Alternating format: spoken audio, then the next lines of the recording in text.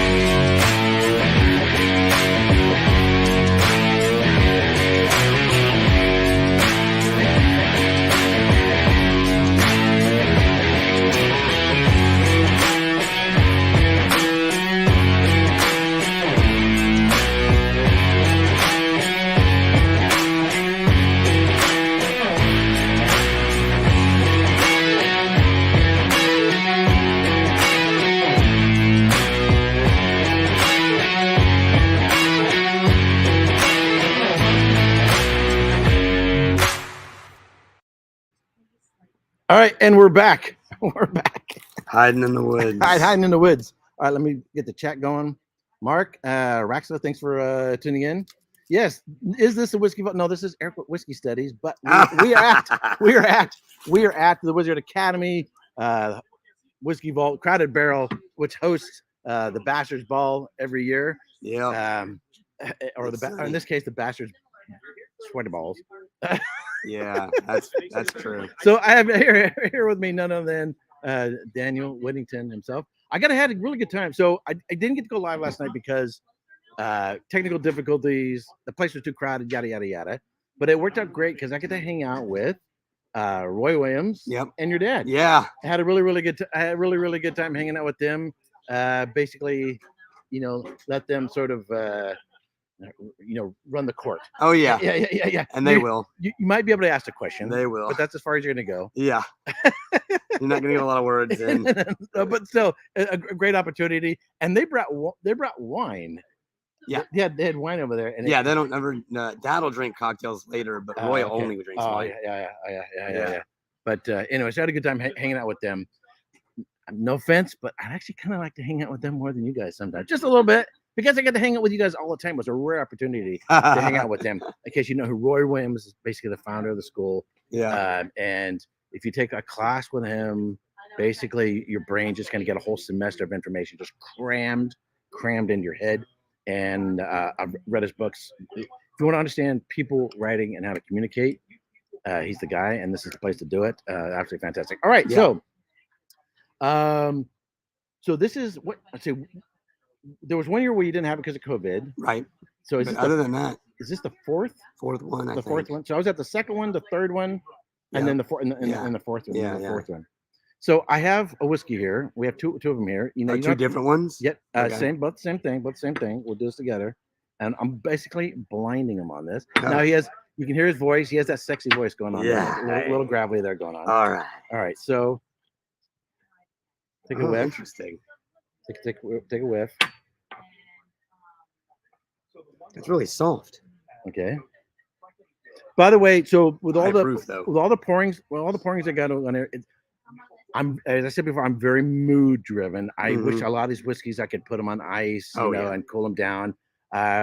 Heat with a lot of heat, it can sort of exaggerate the alcohol and so forth. I've had since I grew the beard back, I now have the coins back out, the chance coins. Anybody comes up to me and said, "Hey Erik, I watch your channel." Boom, they got a coin. That's cool. They got a coin, but I wasn't just passing out. But if they recognized me, then boom, they got a coin. So what are you describing? I mean, what are you getting? I'm getting like a really dark, honeyed but malt, like a slight grassy, light fruity malt. Yep. And I'm wondering, I'm getting a higher proof on the nose, and it seems like, but I can't tell if that's just because it's so hot. That this whiskey is probably 90 degrees right now. Yeah. But a lot of evaporation happening, so either that's high proof or it's hot out here, or it's both. Or both. It's both. But behind that proof, it's really soft. No, we're drinking whiskeys. Yeah. I will at some point. Yeah, thank you. Ricola. The funny thing is, this actually, I get a little bit of. Hold on, let me see the bag for a second. A little bit of Ricola on this whiskey. Ricola on the whiskey. And I have a cold. You get a little whiskey on the whiskey. All right, so we're challenged because of the heat of the day. He's been running on all day. It's a little high proof, and then he's got the sexy voice going on there. So that's a dark. Dark.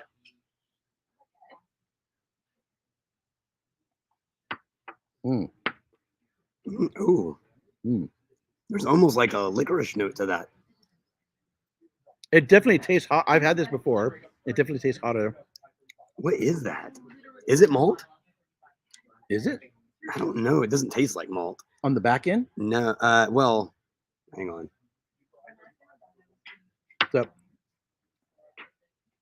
So fruit, I get peaches and dried apricots. Yeah, this is dramatic. It's still hot, so this is it's so hot. The alcohol is exaggerated. I would say the alcohol is exaggerated. You could put a cap in it. I'm definitely getting a lot of, but there's a metallic sweetness to this that's throwing me. It makes me think it's finished in something that was more of a in the category of desserty or metallic. Oh, you too. Yeah, let me try that. Gonna put a little water. There you go. Little water. Just, I mean, the slightest drop. Oh, that's nice. Now I'm getting like a heathery, grassy kind of to the nose. Yep. That really softened it and whitened it. The honey's there. Yeah. That's really nice. I like a little citrus.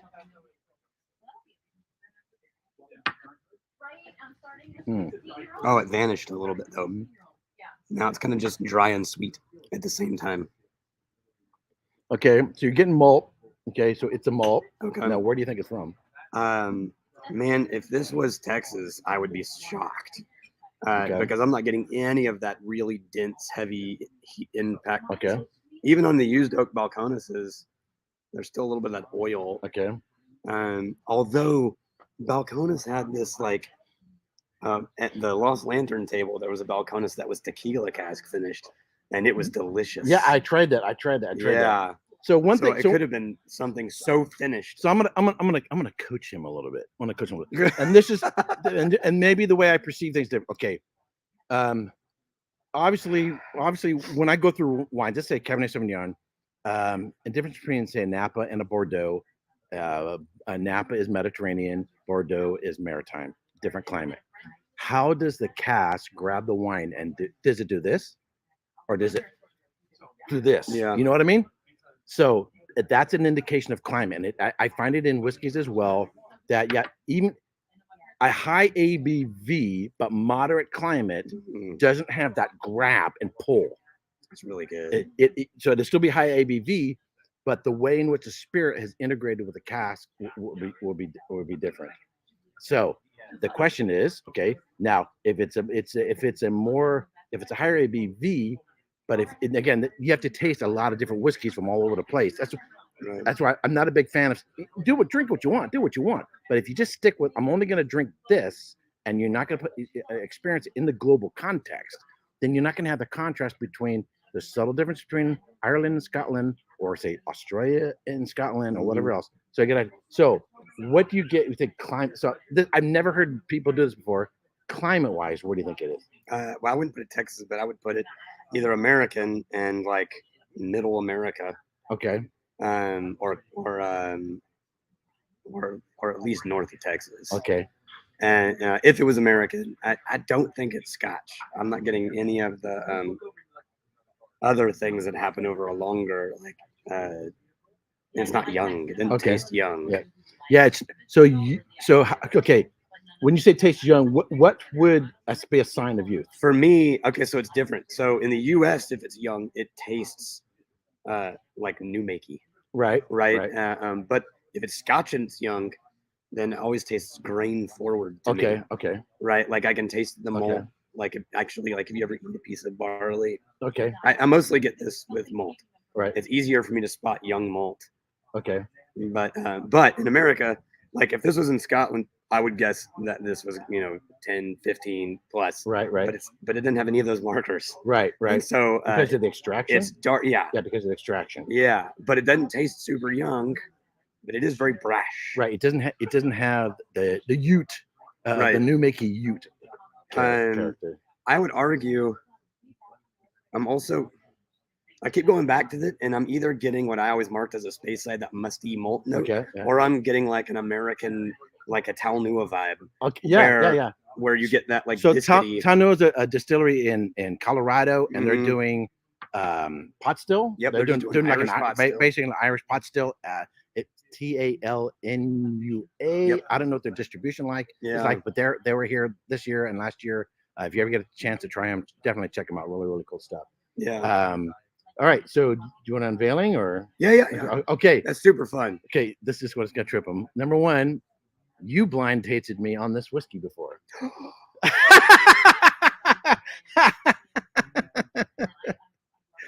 Was it Lineage or Mirador or like one of the Balcones ones? No. Oh, this is our Errant. Yes. So okay. I have not tried this since we released it. Okay. So long story short, this is Errant. It's from the distillery is Scotland. Yeah. The warehouse is Texas. Yeah. It's right here. That's right. So when they first had this spirit, they were able to get a cask, and Daniel had blinded me on it. It's sort of the same line of thinking that we just went through. I was getting the malt character. It was reminding me of Scotland, but the extraction and from the cask was reminding me. Yeah, it was too New Worldish. I didn't necessarily get Texas necessarily, but it could be South Africa, Australia, whatever. But you can tell from the intensity and extraction of the cask. So anyway, so they still have this available here. Yeah. So, well, no, this one's sold out. Okay, so but we're about to release 4 more. Oh. So the next you got another cask, or they're aged? Yeah, they're all different casks. The next release is going to be one we aged only in a used rum cask. It's whole life.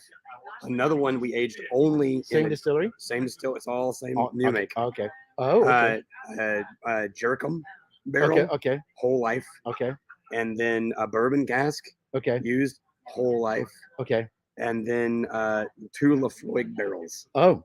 Their whole life. Oh, that'll be interesting. Yeah, so all 4 of those we're about to release. So he had blinded me on this, and then finally, I don't know, 6 months after that, you guys put in bottle? Yeah, it was much younger than this when we did it with you. It tasted younger. It was sweeter, but it was also tannic. Yeah, this is not near as tannic. Yeah.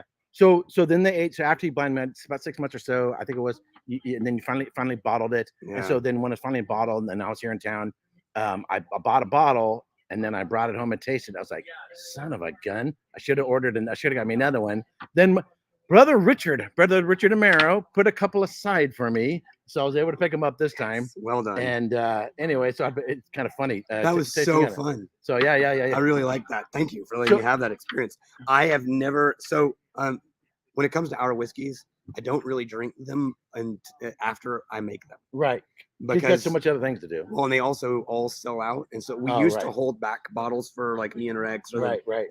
But now they're so hard to get that we've just released all of ours. Right. So regularly, when we bottle something and I've done tasting notes for the video, right, that's the last time I ever try it. So it's been since this came out is the last time I tried that. So I wish, as a student, I wish more Scotch distilleries would make spirit available to be aged in a different climate. Yeah.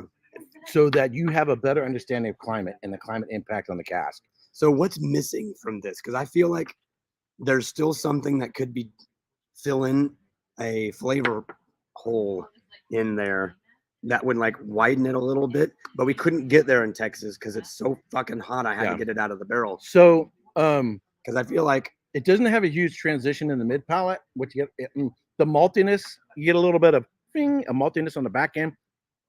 So you get a lot of sweetness, dried peach, dried really apricot, a little bit of orange, because mostly a lot of dried apricot, vanilla, lighter caramels in the mid, and then a little barrel spice up on the back end, and then the maltiness that says hello.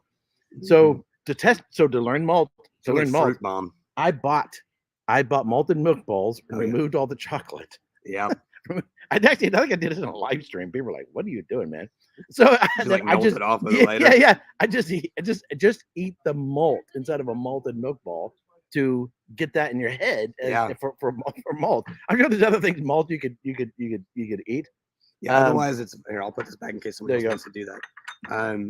I'll pour that. Cheers to you, another glass. There you go. Thank you. That is super cool. Much. So that was so much fun. Yeah. So but see. But to calibrate your brain and to be able to detect it and be able to identify climate impact, even if you can't get country specific, you need more of this. That's only 14. Yeah, the color. I mean, it's even like apricot in color.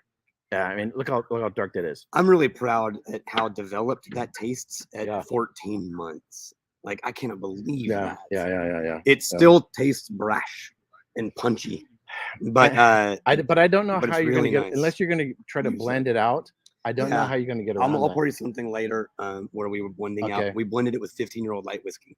Created basically a blended Scotch. Okay. Because it's malt and light grain whiskey. Right. Speaking of blending, if you haven't seen the Tribe video from this morning, check it out. It was really funny. In terms of home blending and basically blending out, if you had a whiskey that isn't what you would like it to be and how to blend it out, take notes. It's probably one of the nerdiest.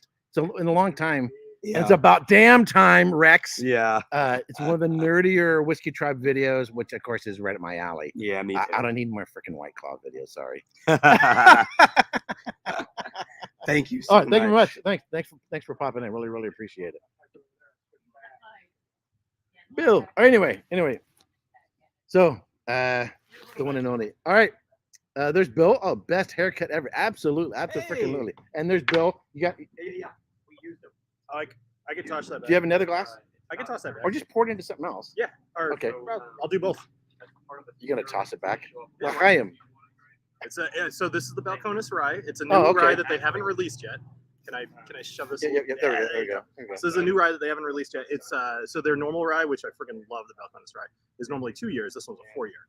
And other than that, they said that it's like a little bit more mellow than the last one, which I like the last one for that reason, but I also like this one. Okay. So, anyway, cheers. So I'm not a real big rye guy, but some of the people who are rye aficionados, a lot of them are not as big on the rye because of pre-expectations of what a rye is supposed to be. But it may be like the non-rye lovers rye. For Balcones? For Balcones, yeah. See, I find that interesting because so I like Pikesville and I like New Riff. And I find that those are both fairly bold flavors. But like when you're going for, say, like a Bullet, a lot of people have obviously had Bullet Rye, and that's like the 95.5. That's very mellow. So I think if you like a bold flavor, then the Balcones Rye is pretty good. Okay. This one, I actually agree with them. They've mellowed it just a tad. But anyway, we don't have to talk about Balcones the whole time. No, we can talk about it. We're here in Texas. Right, well, Balcones is a Texas distiller. We can talk about Balcones. I freaking love Balcones. Like, honestly, everything I've had from them. There was one that I didn't love, and that was the pot still bourbon. And it was it wasn't that I didn't love it. It was just like, of their whole collection, it's my least favorite. That and actually the baby blue. The baby blue. Yeah. When people say, "Oh yeah, Balcones," "Oh yeah, I got a bottle of baby blue," I'm kind of like, I'm like, no, don't blue. Don't judge, Balcones based on baby blue. So, all right, you want to pour yourself or wait some? I'll pour some. Absolutely. So, did you just hear everything on Daniel? I heard nothing. I actually went and got a cupcake. Well, it wasn't a cupcake as much as it was cornbread with coleslaw on it, which is weird but good. And barbecue sauce and bacon and something else. Okay. And, I don't know. So now, obviously, I get the bottle in my hand. So it's from up there because you see one of their bottles. Well, I could see the style. Yeah, okay. But I know nothing about. So smell and taste it. Smell and taste it. Actually, sorry. And that glass he has is not the best. So this is what they give you for. This is the one that Daniel was using. Yeah. I'll use this to at least nose. Okay. Right.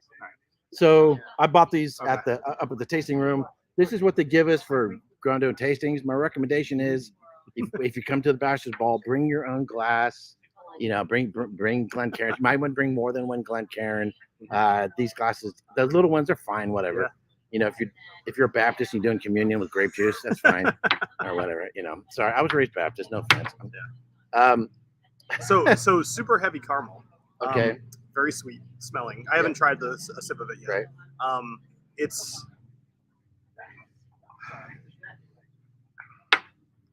Is there? I want to say it's like 10% malt maybe or something. Okay. Like that. Okay. But like I'm getting. Keep in mind, I haven't tasted it yet, but I'm smelling some malt, but not a lot. Right. But I could be totally wrong. Maybe it's like half malt. Who knows? I don't know. What do you think so far? I already know what it is. Oh, I know. But so what was your initial impression? I'm going in blind here. And it's definitely this is a whiskey Daniel first blinded me on. Okay. Before about 6 months before it went into the bottle. Okay. And identified not only where the distillery where the distillery was, but where it was aged. Okay. Because the distillery is not in the same place as where it was aged. Okay. So I'm definitely not that good, but let me pause you for 1 sec. Robert, I'm very upset with you for not being here this year. I'm very upset with you. Oh, Robert Licorice. Hey, sorry to miss you, man. Tell your brother I said hi. Yep. Wait a minute. He was there. Tell your mom. We miss your mom. We don't miss you, Robert. Yeah. We miss your mom. Sorry, we missed your mom. Hey, Robert. Tell your mom I said hi. Anyway. No, we're on your stream, not my stream. I'm sorry. All right. So okay. Let me try a sip of this. Okay. Actually, I guess cheers. Cheers, Eric. Sponge.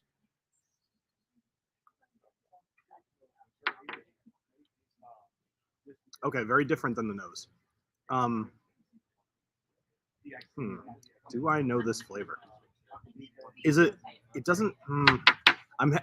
You know what? I'm gonna be totally wrong because blind tasting is not my strong suit. So let me just throw out some shit that is probably totally wrong. Well, stuff. Wine blind tasting is extremely difficult. Yeah. But in comparatively, it's easier than whiskey because there's a lot more human hands-on in whiskey, so that a lot more variables that make it more difficult. So is this a Texas whiskey? Kind of. Okay. As in maybe it was made here but not aged here? No, just the other way around. Just the other way around. So, okay, that's interesting, and that gives me a little something to go on. So let me take some more time with this. All right. So it's just what are you going to get? Right. Identify the fruit and everything else on it. All right. Let's see.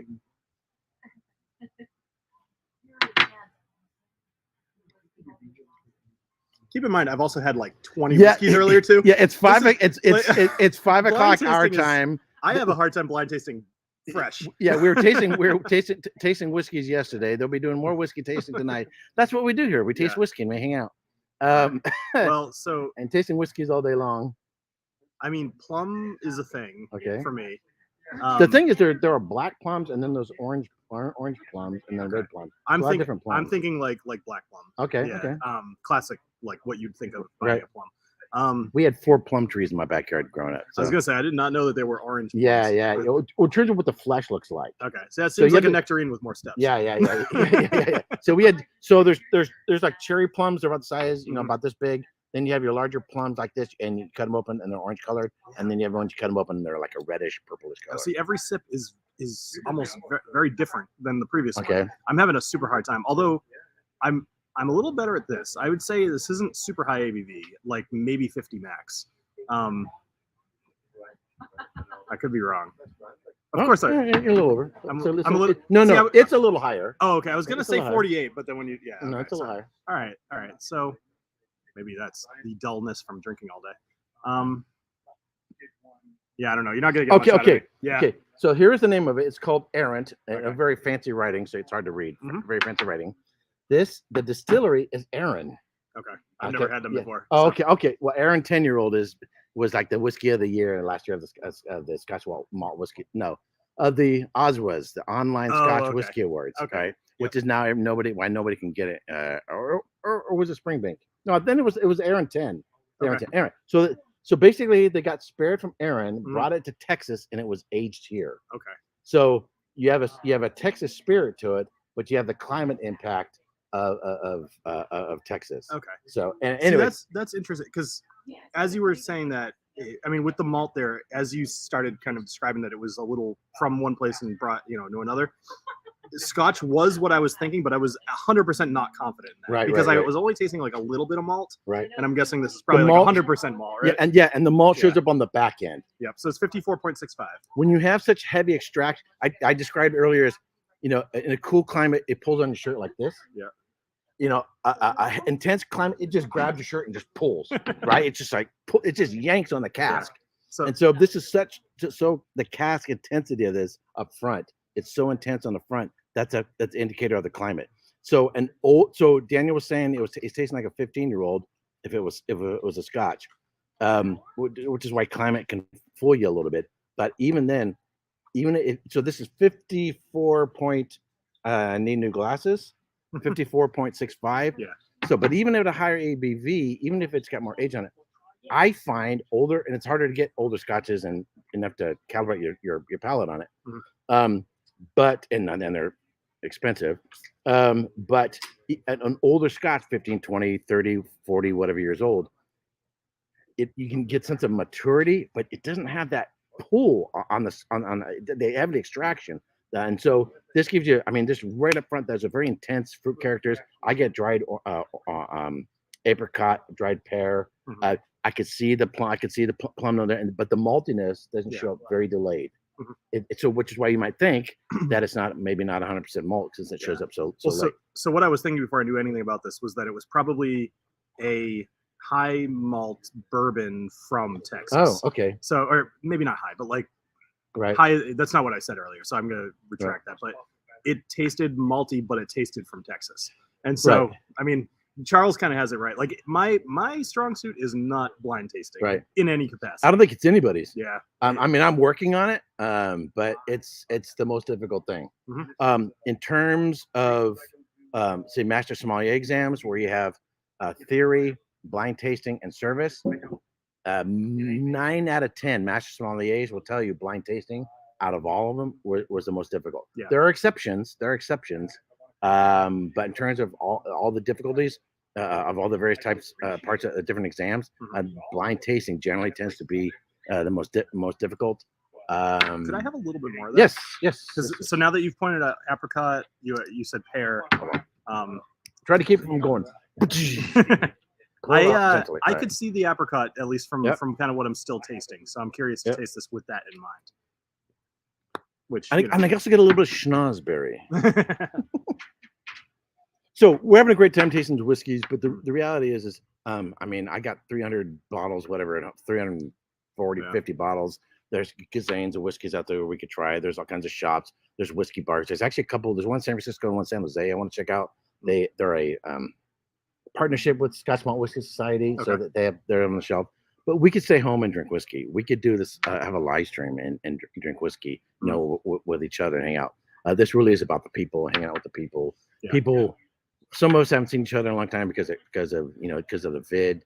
Right. And it's a rare opportunity. So people come from all over the United States, New Zealand. Roy Aquavite is here from Scotland. And it's just, these people, we've gotten to know each other electronically to finally see each other in person. Now, we've had meetups. We met up in San Diego. It was years ago at this point. Yeah. We're getting to be the old timers. I know, right? You know what the funny is? We're now, you and I are sort of more of we're OG. Yeah, we're a little more OG in comparison to a lot of the other ones that have come around. I've been doing this for 6 years. You've been there for almost 8 years. Yeah. And then I think Scotch Testimonies. They were a little bit before me. Yeah, I think they just hit 9, or coming up on their 9, or just hit their 9 years. Yeah, and then when I started, actually, I was just telling the story earlier. So when I started, it was pretty much just Ralphie, right? And then there was somebody like Whiskey Reverend or something like that, or Reverend something. Right. I remember he used to wear. And then there was the Whiskey Bitch. The Whiskey Bitch was one, and then there was the Scott and Martin.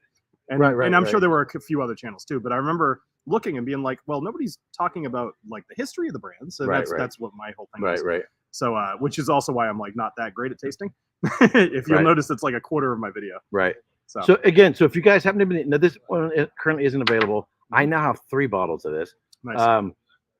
But if you heard Daniel say they have other spirit from the same distillery that they're doing different casking, Lafroig and others.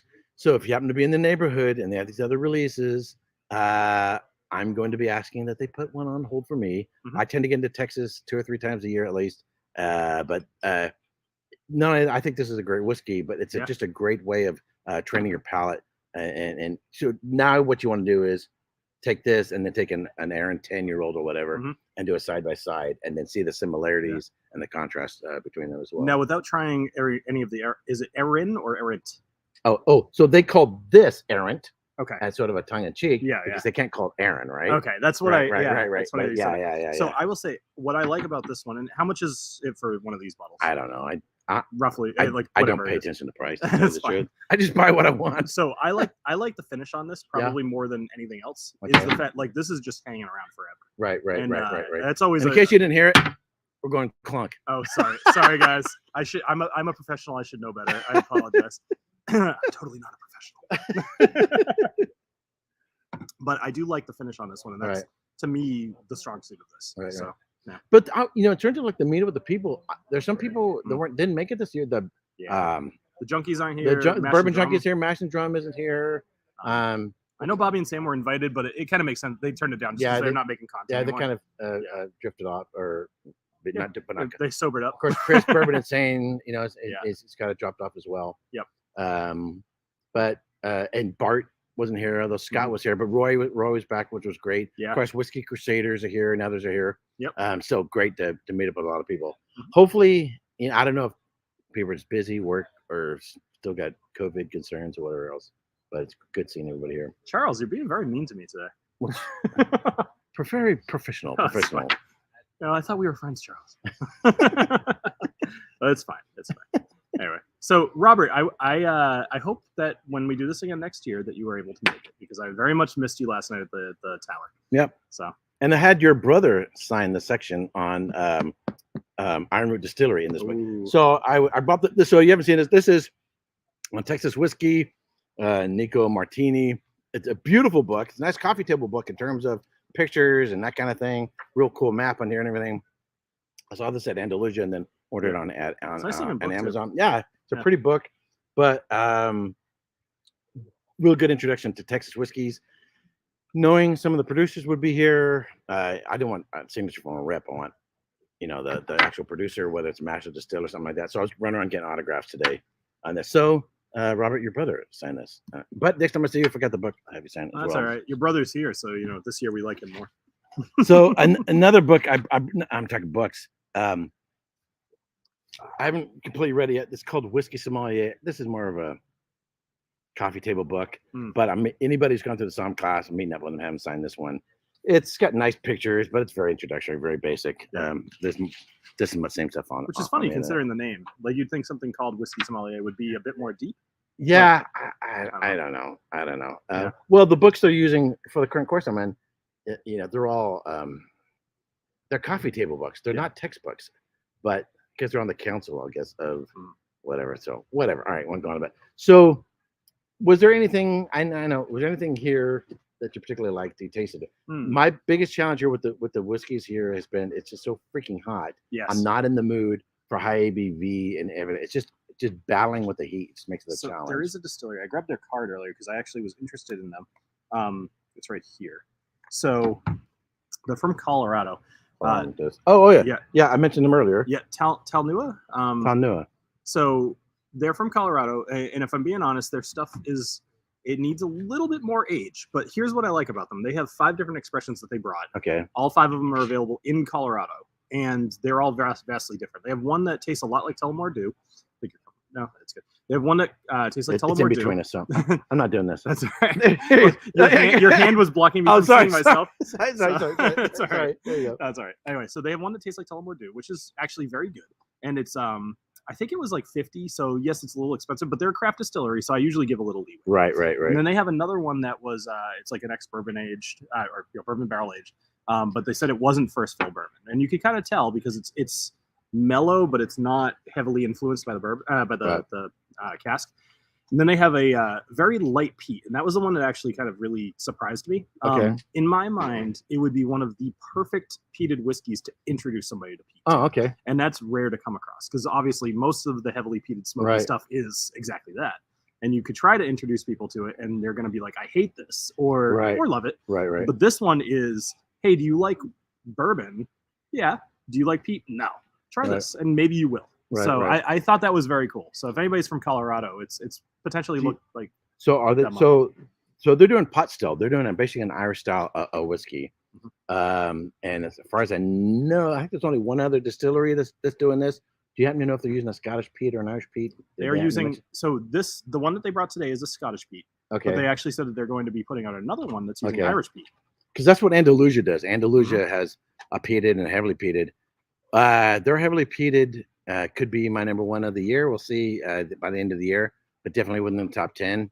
That's kind of a difficult bottle to come by. But that one's actually really nice. Yeah.